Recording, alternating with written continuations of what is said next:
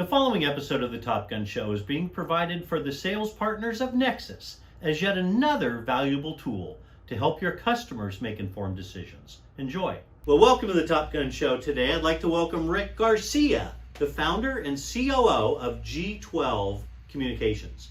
G12 Communications is a cloud-based provider of next-generation IP communication services. Rick has a tremendous track record as an entrepreneur, and I'm excited to welcome him to the Top Gun Show to discuss G12 Communications. Rick, welcome to the Top Gun Show. Awesome. Thanks, Steve. Thanks for having me. I'm excited to have you on the show, man. You've got a great career, great background, and I'm excited about G12. Why don't you talk a little bit about who G12 Communications is and what services you offer and to whom? Yeah, for sure. So, we started in 2011. So we were guys that rolled out of a company called 360 Networks, and we sold that to Zayo. The only reason I ever mentioned that is because we built this massive wholesale CLEC, and all the carriers out there, the UCAS guys and some of the CCAS guys out there were our customers. And so that's part of kind of our story, because we understood what was out there, how customers were being served. And we thought, we could do something here. We could create this enterprise level voice service provider, after the sale of 360 Networks to Zayo. Amazing. That's pretty cool. So it's kind of a crowded field. What unmet need in the marketplace did you see back then that led to the creation of G12 Communications?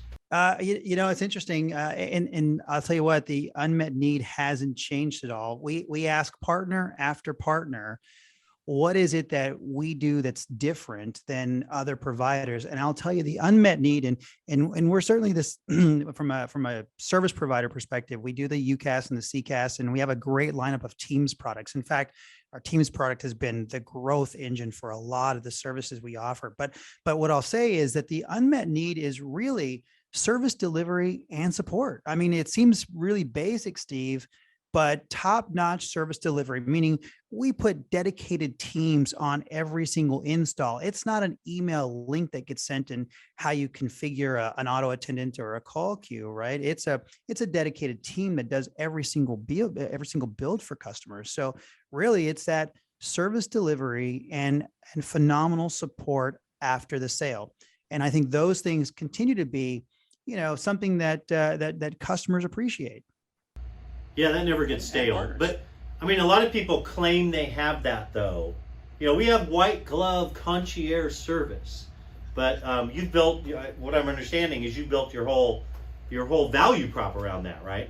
Yeah, 100%. And everybody does claim it. I love seeing some of the support, adjectives out there. Amazing support, phenomenal support, unbelievable support, right?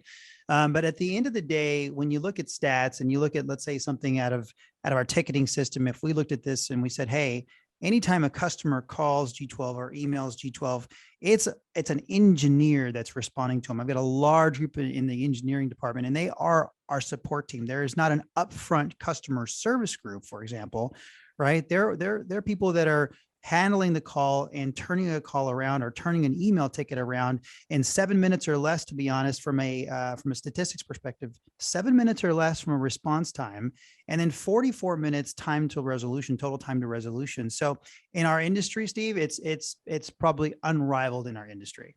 Yeah, that's great. That's great. Talk a little bit about the kinds of verticals where you're winning the most right now. Are there certain verticals that you're doing a great job in? Are there sizes of customers or locations of customers? What's your sweet spot? I'll tell you, we tend to support the little larger organization. When I say larger organization, 50 to 2,000. That small enterprise in there seems to be something that we've created a bit of a niche in, or a niche in, right?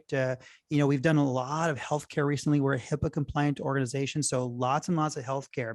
And we find that when we're delivering services to these larger organizations, they need a full stack provider. And when I say full stack, I'm just saying SIP trunking to contact center, UCAS, and Teams, right? They need this full stack provider because there's elements that aren't always included in a UCAS solution that need to be addressed with other solutions. So when they come to us, it's because we can address the account as a whole. Yeah, no, that's great. That's fantastic. Are you on the BroadSoft platform, or do you have your own, or what? No, we operate a NetSapiens platform. They've been fantastic to work with. I mean, when we started in 2011, we evaluated everything. We evaluated a Metaswitch, we evaluated BroadSoft, and then we ended up jumping onto the NetSapiens bandwagon. Pretty happy we did.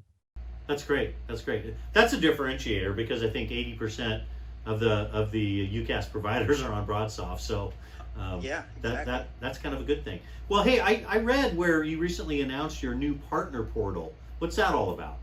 Yeah. So as we scale the organization to a nationwide organization, and we look to work with partners everywhere, we needed a consolidated area where we could pull all the information we have, whether it's PDFs or data sheets or decks for customers, email content to share with a customer base. All those different components needed to be aggregated into a portal. So we launched our partner portal, and we're so excited because all the information is there. It helps our partners and customers, quite frankly, because there's so many different features, like sending a specific a web page out that has all the content that you want to share with a particular client included in there, right? And then you can see when that client accesses this information that's probably vital to their technology decision.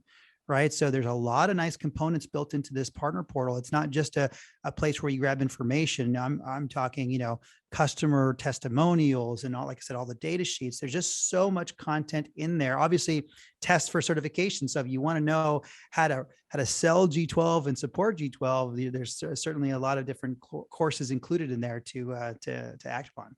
Nice. Love it. Well, congratulations. Well, Rick, I know you're a big fan of the Top Gun show, and I know there are millions and millions of people watching you right now. Why don't you tell the viewers a fun little known fact about yourself? Oh, I was wondering if I was going to get this question because I've seen the show, so I'm a huge fan. So it's exciting. Boy, there's a couple of different things I could mention, but one that's a bit fun, I think, is I think I'm expert level. I have an expert level knowledge when it comes to women's handbags and shoes, designer handbags and shoes.